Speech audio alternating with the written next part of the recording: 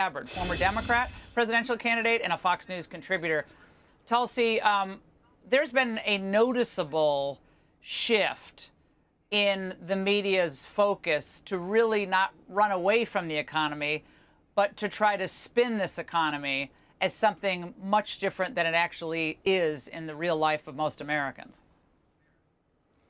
Yeah, Laura, it sounds like from some of the conversations you've been having with people there in Minneapolis, they get what all of these spin doctors don't. They actually see what's happening, which is, quote unquote, Bidenomics are failing the American people.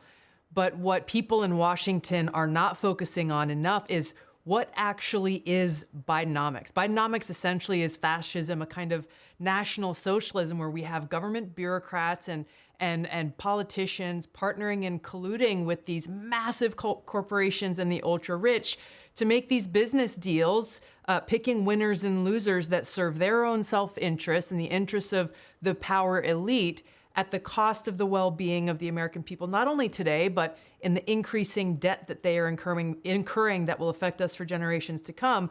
And foremost, the perfect example of this, Laura, you and I've talked about this before, is the military-industrial complex. They have essentially a blank check, unaccounted amount of spending of taxpayer dollars. And if you or I or anyone else says, hey, is all that you're spending actually strengthening our national security? Is it serving the best interests of the American people? And maybe perhaps we should know where every dollar is being spent. If we say that, we are at risk of being called unpatriotic. I've been called that before for asking these very questions. And so people aren't even allowed to challenge or question where this spending is going and how it's benefiting the American people, what to speak of our economy and everyday Americans being able to, frankly, survive and live comfortably, what to speak of prosper in the United States of America.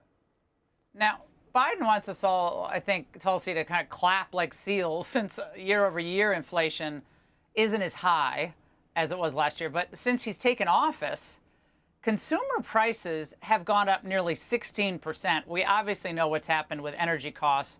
Now, this is something that is really hitting the middle class, the lower middle class, really, really hard. The elites are kind of gliding above it, as they usually do.